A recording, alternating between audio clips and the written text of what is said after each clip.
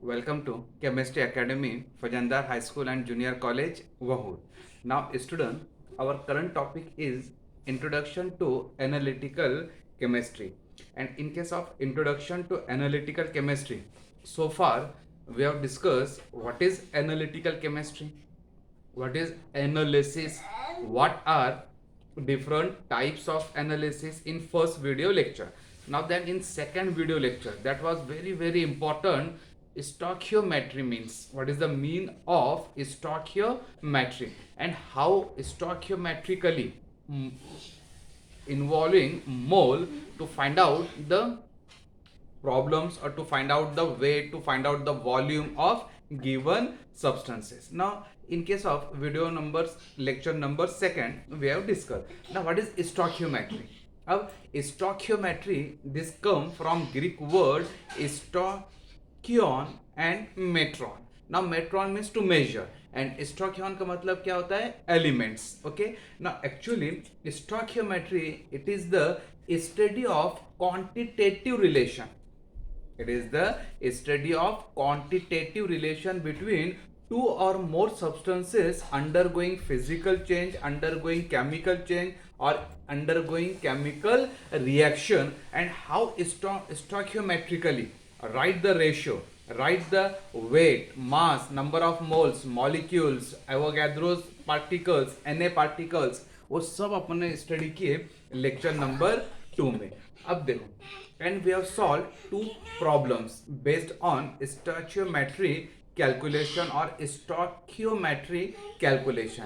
अब video lecture number 2 को अपन continue करेंगे. Now the question is given, calculate the mass of carbon dioxide and water form. Calculate the mass of carbon dioxide and water form on combustion of, the reaction is given to you, on combustion of 24 gram of methane molecule, on combustion of 24 gram of methane molecule. देखो question read करो, अपने को क्या find out करने का है, mass of carbon dioxide CO2 and water on complete combustion of 24 gram of methane. Means again ये काय का एग्जांपल हो गया, it is the example of methane gas, combustion of methane gas. What is molecular formula of methane? Now molecular formula of methane, it is CH4. Now combustion means methane कैसे react करेगा, air or we can say oxygen. So first write the balanced reaction. पहले हम लोग क्या लिखेंगे, balanced reaction. उसके बाद we will find out the number of moles.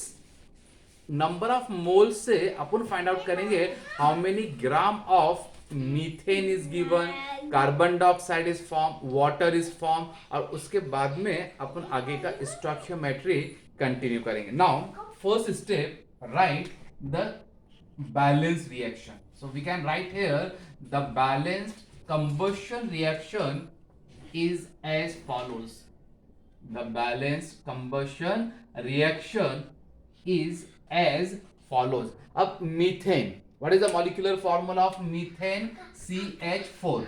When methane is burned, whenever any hydrocarbon is burned, अपने कल ही study किए वीडियो लेक्चर नंबर 2 में, जब भी मैं कोई हाइड्रोकार्बन को बर्न करूंगा, whenever any hydrocarbon undergoes combustion, वो काय में कन्वर्ट होगा, it will convert into carbon dioxide and water. Yes, it will convert into carbon dioxide and water. अब कितना कार्बन डाइऑक्साइड बनेगा, जितने हाइड्रोकार्बन में कार्बन है, and how many molecules या moles of water will form, half of the hydrogen. जितने hydrogen है उसका हाफ क्या बनेगा यहाँ पर, वाटर मॉलिक्यूल, एंड जितना कार्बन है उतना carbon dioxide. Now the carbon and hydrogen are balanced. Now balanced oxygen, अब अपन ऑक्सीजन को बैलेंस करेंगे. O2 मतलब CO2 के पास में कितने ऑक्सीजन है, 2. टॉइस ऑफ H2O मतलब वाटर के पास कितने ऑक्सीजन है, 2. 2 + 2 टोटल कितने ऑक्सीजन हो गए प्रोडक्ट में, 4. 2 और ये 2, 4 ऑक्सीजन है. यहाँ पर O2 means only 2 oxygen are there, so it is multiplied by 2. सो स्टोइकियोमेट्रिकली अपन क्या बोलेंगे यहाँ पर, 1 mole of methane, 1 mole of methane react with 2 mole of oxygen to form 1 mole of carbon dioxide and 2 moles of water molecule. ये first step रहता है stoichiometric calculation का.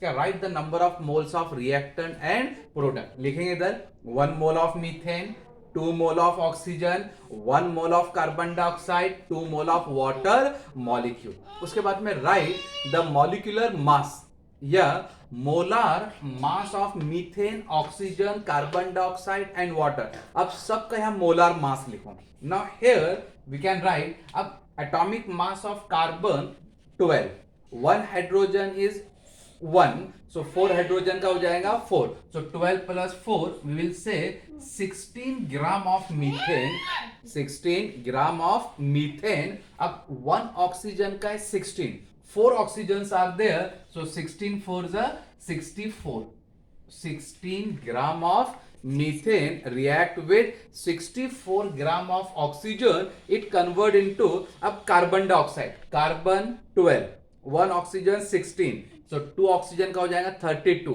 अब 12 and 32 this become 44. अपने some basic concept in chemistry में भी इसके problem solve किए. हाँ, water H2, एक हाइड्रोजन का 1, so 2 हाइड्रोजन का 2, ऑक्सीजन का 16, 18. 2 water molecules are there, so 18 into 2, how many gram of water molecule will form? 36 gram. कितना water molecule बनेगा यहाँ पर?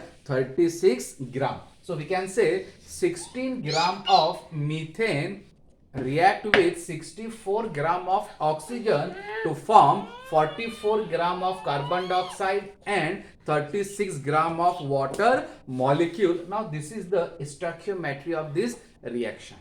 अब देखो जब 16 ग्राम मीथेन बर्न होगा तो कितना कार्बन डाइऑक्साइड बनेगा? 44 एंड वाटर मॉलिक्यूल कितना बनेगा? 36. उसने मुझे क्वेश्चन क्या दिया कि find out the combustion of 24 gram of methane.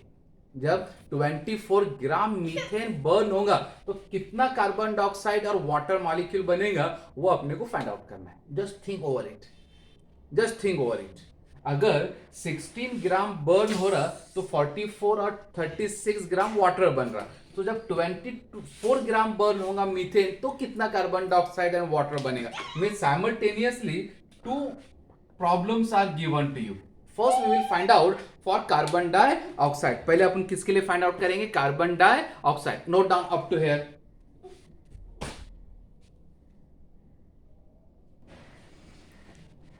Okay, so simultaneously 2 problems are given to you.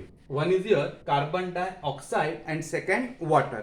अब पहले हम लोग फाइंड आउट करेंगे कार्बन डाइऑक्साइड के लिए. Just proceed for carbon dioxide. Write the ratio. पहले रिलेशन लिखो. 16 gram methane, yes 16 gram methane burn to form 44 gram carbon dioxide. 16 gram methane burned to form 44 gram carbon dioxide. So when 22 gram methane burn, it form how many carbon dioxide?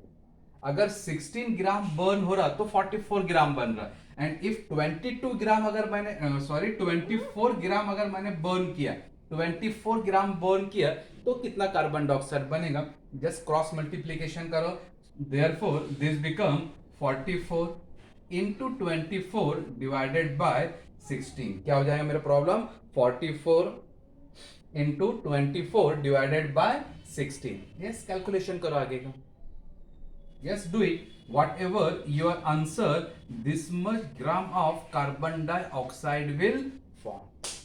this much gram of carbon dioxide will form. मतलब पहले मैंने 1 मोल 16 gram methane के लिए 44 gram carbon dioxide बना. सो 24 ग्राम methane burn करने के बाद कितना कार्बन डाइऑक्साइड बनेगा? That ratio we will find out here. Okay, अब take any method to solve this problem. Directly use here 8 का टेबल. 8 3 जा 24, 8 2 जा 16. ओके, फिर 2 मतलब ये हो गया 22. यहाँ पर 3 था 23 मतलब आपका आंसर आएगा 66 ग्राम. कितना आंसर आएगा आपका?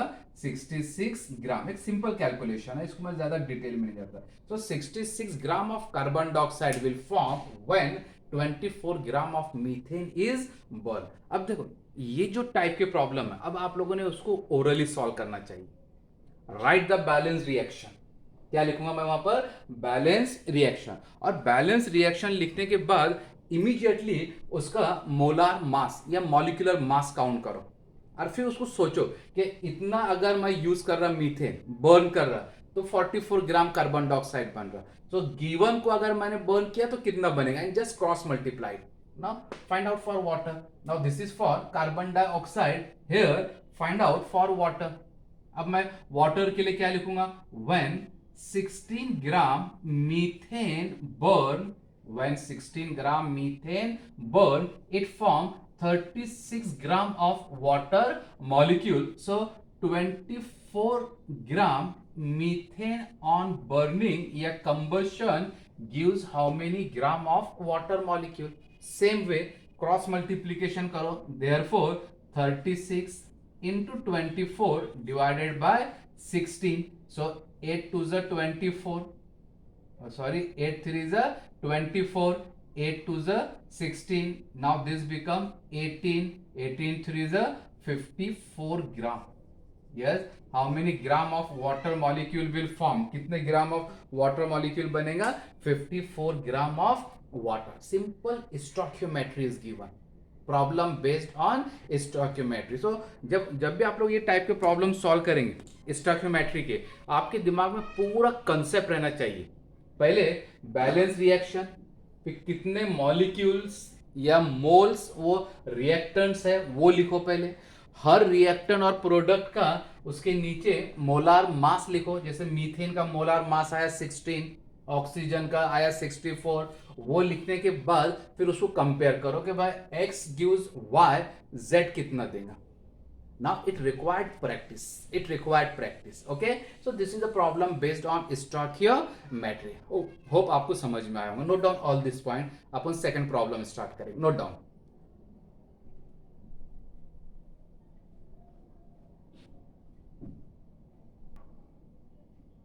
Okay, student.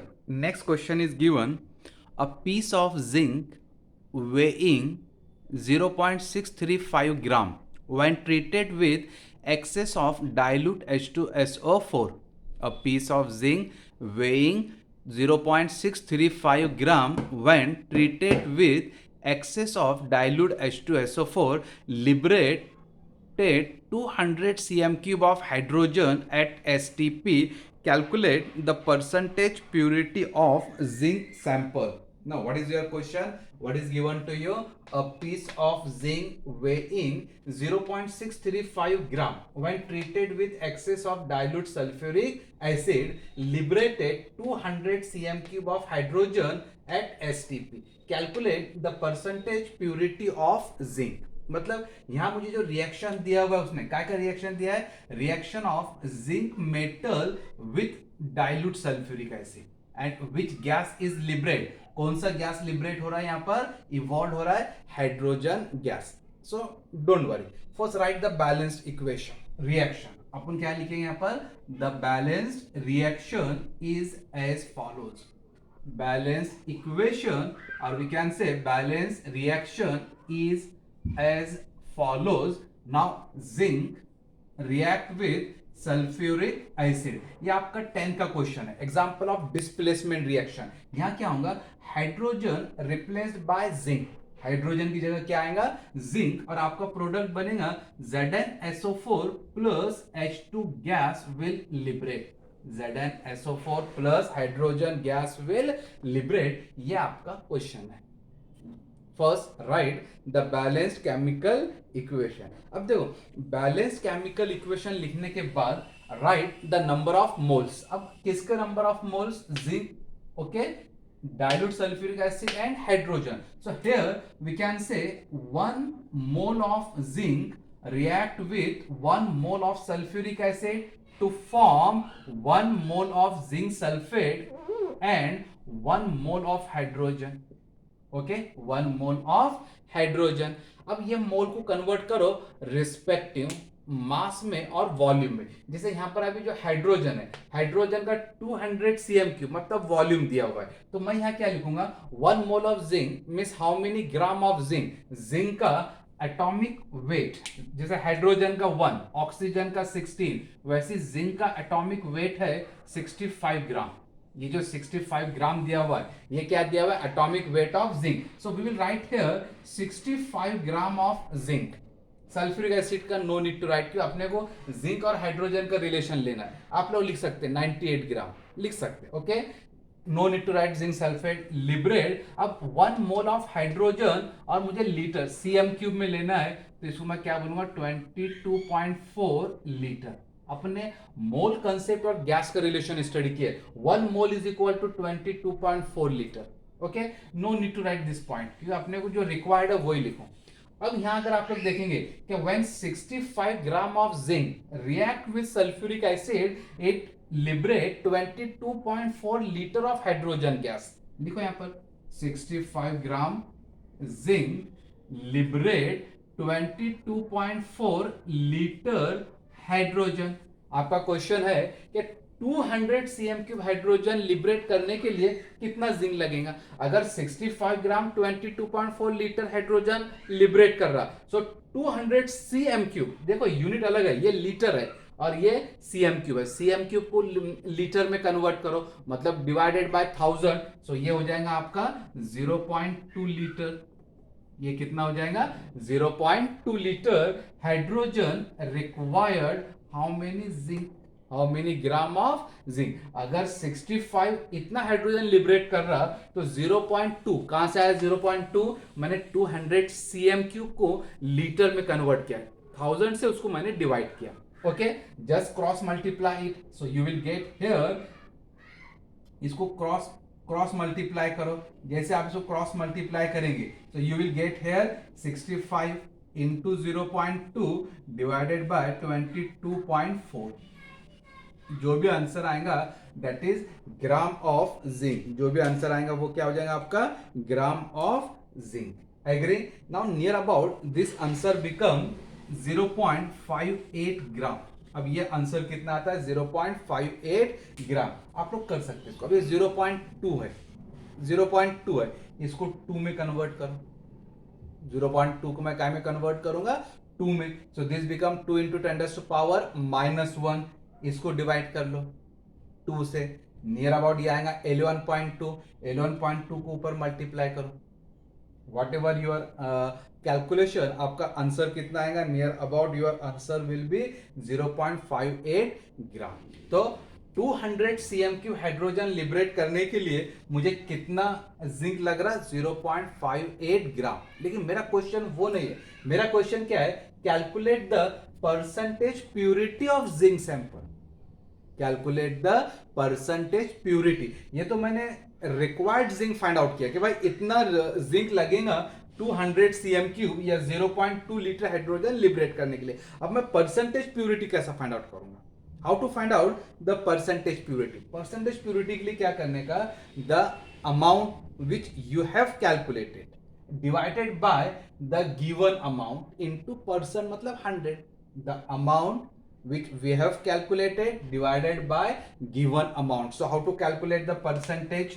Yes, percentage purity में कैसा calculate करूंगा, यहाँ पर percentage purity is equal to, क्या फॉर्मूला हो जाएगा मेरा, is equal to calculated, that is your 0.58 divided by given, that is your 0.63 into 100, what ever your answer, वो आंसर क्या में आएगा, परसेंट में, 0.58 डिवाइडेड बाय 0.635, ओके। नाउ इसका कैलकुलेशन करके देखो, नियर अबाउट ये आंसर आ जाएगा 91%। डू इट करके देखो इसको, सो ये हो जाएगा आपका 91%। सो आपका जो 0.635 ग्राम जिंक यूज किए थे आपने, वो कितना प्यूरिफाइड था, 91% प्यूरिफाइड था। Now this is the problem based on stoichiometry. First write the balanced equation, write number of moles of reactant and product, write the mass volume ratio of respective substances, reactant, product, और फिर उसको compare करो तो x के लिए अगर y लग रहा तो z के लिए कितना, and then cross multiplied. Okay, so this is the problem based on stoichiometry. Note down this point.